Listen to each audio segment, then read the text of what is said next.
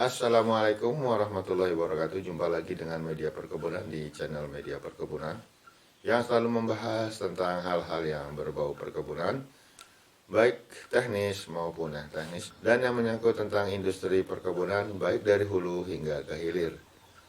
Dan juga peraturan-peraturan dari pemerintah yang menyangkut sektor perkebunan. Juga hal-hal yang menarik yang kita akan ungkap dalam bentuk artikel maupun baca berita. Tapi sebelumnya kita harapkan teman-teman semua dalam keadaan sehat selalu dan tidak kurang satu apapun, serta tetap dalam lindungan Allah Subhanahu wa taala dan selalu dilancarkan rezeki yang halal dan barokah. Amin amin amin amin ya rabbal alamin. Oke, baik sahabat planter, dalam kesempatan kali ini kita akan kembali menampilkan sebuah pojok opini, yaitu disparitas harga. Kenapa terjadi perbedaan harga antara petani bermitra dengan petani mandiri ataupun swadaya. Dan ini telah saya buat dalam sebuah tulisan. Dan baiklah, akan saya bacakan dan kita akan mulai mengulasnya tentang perbedaan harga antara petani bermitra dengan petani mandiri. Selamat menyaksikan.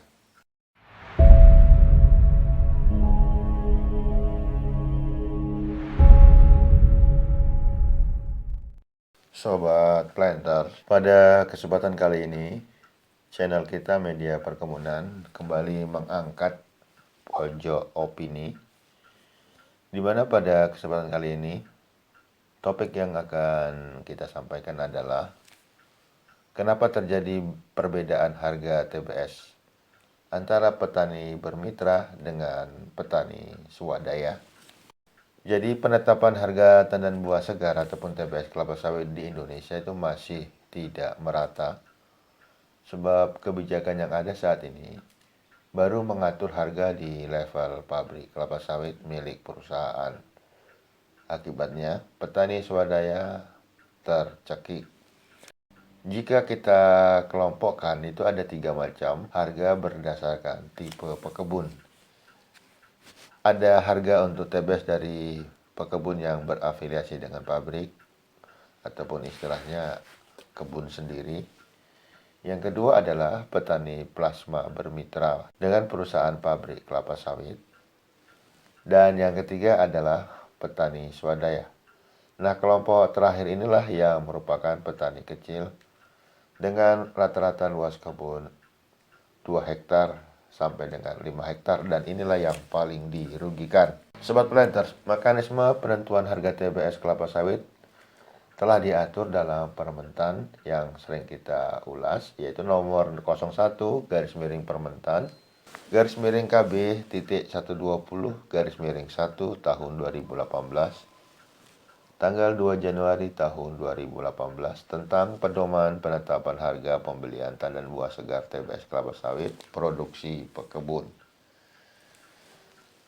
Dalam aturan itu, ada berbagai aspek yang dihitung di dalam rumus penetapan harga TBS, seperti harga real, harga rata-rata tertimbang minyak sawit kasar atau CPO, dan inti sawit sesuai dengan realisasi penjualan ekspor dan masing-masing perusahaan lokal pada periode sebelumnya. Juga adanya harga indeks K. Dan untuk lebih jelasnya pernah saya ulas pada video sebelumnya. Silakan di browsing di channel kita. Harga TBS itu kelapa sawit ditetapkan minimal sekali sebulan. Tapi ada beberapa provinsi yang menetapkan sebulan 4 kali seperti Sumatera Utara, Sumatera Barat, Riau, dan Jambi. Sementara untuk yang menetapkan 2 kali seperti Sumatera Selatan dan Kalimantan Barat. Dan yang untuk 1 kali seperti Kalimantan Timur, Kalimantan Selatan, dan Bangka Belitung. Namun Sobat Planters, yang paling kita soroti adalah harga pembelian TBS hanya merujuk pada Franko pabrik pengolahan kelapa sawit yang berafiliasi dengan kebun sendiri maupun dengan petani bermitra. Akibatnya pabrik seolah menjadi penentu dan hanya menguntungkan kebun afiliasinya ataupun petani plasma yang bermitra dengan perusahaan. Nah, bagaimana dengan petani mandiri ataupun petani swadaya? Harga TBS di tingkat petani swadaya ataupun petani mandiri itu rata-rata di bawah harga petani bermitra itu sekitar 35% lebih rendah. Bandingkan dengan harga TBS di kelompok petani plasma yang bermitra dengan perusahaan, harganya lebih mahal di kisaran 35% lebih mahal. Jadi kita ambil suatu ilustrasi, misalnya sebelum harga penutupan ekspor, harga TBS petani bermitra Rp3.500 per kilogram. Maka di tingkat petani swadaya, harga yang diterima itu sekitar Rp2.275 per kilogram. Jadi terjadi disparitas harga yang cukup tinggi, sekitar Rp1.225 per kilogram. Disparitas ataupun perbedaan harga itu tentunya tidak adil dan menekan petani swadaya. Salah satu akar masalahnya adalah pabrik membeli TBS petani swadaya melalui pengepul. Jadi kita garis bawahi, pabrik membeli TBS petani swadaya ataupun petani mandiri itu melalui pengepul. Akibatnya ada ongkos yang terpotong dan tidak masuk ke kantong petani.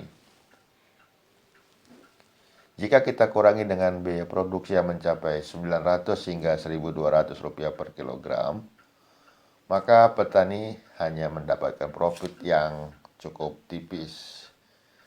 Dan jika kondisi ini berlanjut, petani swadaya tidak akan pernah sejahtera. Karena itu, sudah saatnya pemerintah pusat maupun daerah membuat kebijakan harga yang adil dan tidak merugikan petani swadaya. Sobat Planter, saat ini petani swadaya masih menghadapi tantangan. Setidaknya terdapat 5 kiat untuk memperbaiki kondisi petani yang kita catat dari laman SPKS. Yang pertama, pembentukan kelembagaan petani yang dilakukan melalui pembentukan koperasi unit desa serta gabungan kelompok tani ataupun Gapoktan. Dan yang kedua, pengembangan pola kemitraan yang dilakukan melalui program jaminan, baik pemasaran, bantuan bibit unggul, bantuan pupuk, dan kredit usaha produksi. Yang ketiga, peningkatan produksi dan pola kemitraan. Strategi tersebut dilakukan melalui bantuan teknis dari Kementerian Teknis dan Perusahaan. Dan yang keempat, peningkatan mutu dan pola kemitraan yang dilakukan melalui bimbingan dan penerapan Good Agriculture Practice atau GAP dari Kementerian Teknis dan Perusahaan. Serta terakhir ataupun yang kelima adalah pembentukan kemitraan petani swadaya dan penataan rantai pasok CPO melalui pemanfaatan regulasi, pola kemitraan, dan distribusi rantai pasok oleh pemerintah. Nah, disitulah terjadi disparitas harga ataupun perbedaan harga. Kenapa terjadi perbedaan harga antara petani bermitra dengan petani swadaya?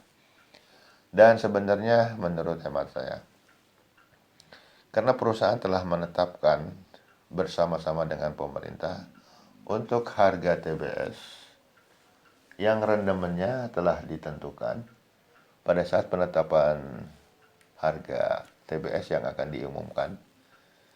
Dan saya pernah men-share kepada teman-teman sekalian TBS-TBS yang mempunyai rendemen yang diumumkan oleh pemerintah pada saat penetapan harga di berbagai sentra produksi CPO di Indonesia. Nah, yang menjadi patokan pada saat pengambilan rendemen tersebut adalah tanaman jenis tenera yang tentu saja dengan rendemen yang cukup tinggi. Sementara banyak petani lokal kita tanamannya masih dalam jenis dura, dan pada saat awal penanaman tadi memang dengan keterbatasan dana ataupun ilmu pengetahuan dan informasi yang didapat oleh petani, sehingga mengakibatkan tertanamlah bibit-bibit yang kurang baik, dan berdampak tentu saja kualitas TBS yang dihasilkan tentu akan lebih rendah daripada tenera. Ya, seperti kita ketahui dengan contoh seperti misalnya untuk tanaman yang jenis tenera, itu rendemen yang didapat itu sekitar 19 hingga 25%. Sementara untuk tanaman jenis dura itu sekitar 14 hingga 17% rendemen per kilogramnya. Jadi dengan harga yang sama, 1 kilogramnya misalnya 3.200, pada saat PKS menerima petani bermitra dengan jenis bibit yang baik, misalnya tenera itu dengan rendemen yang tinggi, sementara apabila ada petani swadaya juga menjual buahnya dengan kualitas dura, tentu dengan rendemen yang lebih rendah, maka pabrik kelapa sawit akan menerima losis yang cukup tinggi karena terjadi perbedaan tingkat rendemen yang berbeda antara dura dan tenera. Itulah salah satu sebab kenapa sulitnya petani-petani swadaya kita untuk mendapatkan harga yang wajar dari para PKS. Tetapi di sisi baliknya, untuk petani-petani swadaya yang telah menggunakan benih-benih unggul dan juga masih sulitnya mendapatkan harga yang baik dari perusahaan, maka langkah-langkah yang diambil seperti yang kita sampaikan tadi untuk petani swadaya, maka harus membentuk suatu kelembagaan petani seperti misalnya KUD maupun Gapoktan atau gabungan kelompok tani, dan kemudian meminta untuk pemerintah memfasilitasi agar mereka diterima sebagai kelompok petani mandiri, dan lakukanlah uji petik untuk kualitas TBS yang mereka hasilkan, rendemennya masuk ke dalam aturan ataupun klasifikasi yang ditetapkan oleh perusahaan, sama seperti petani bermitra, sehingga tidak akan terjadi perbedaan harga antara petani bermitra dengan petani swadaya yang masuk dalam kelompok KUD maupun Gapoktan tersebut. Jadi kesimpulannya, dari pengalaman selama di lapangan dan dari ulasan saya di atas, mengapa petani mandiri sulit mendapatkan harga yang baik dan sama dengan petani bermitra? Ada beberapa aspek yang telah saya catat. Yang pertama,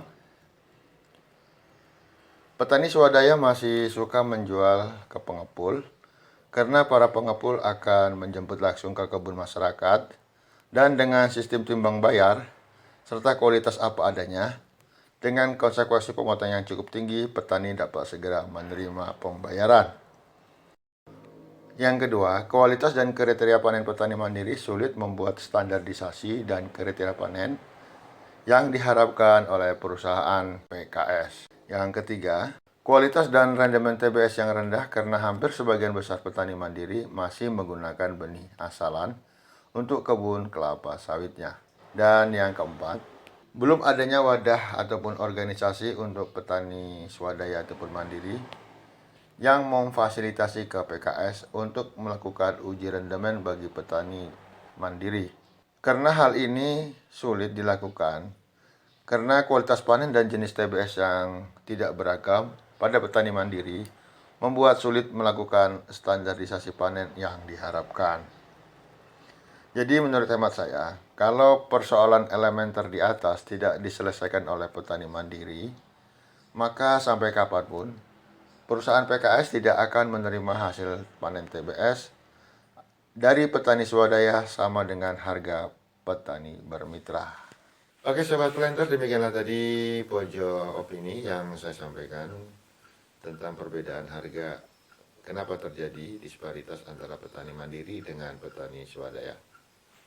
Semoga informasi tadi bermanfaat bagi teman-teman semua, dan bagi teman-teman yang merasa informasi yang saya sampaikan ini bermanfaat, silahkan bantu kita untuk like, komen, dan subscribe. Tentunya dengan share dengan teman-teman agar channel kita tetap lebih berkembang lagi ke depannya. Demikian teman-teman semua, akhirnya saya ucapkan wassalamualaikum warahmatullahi wabarakatuh.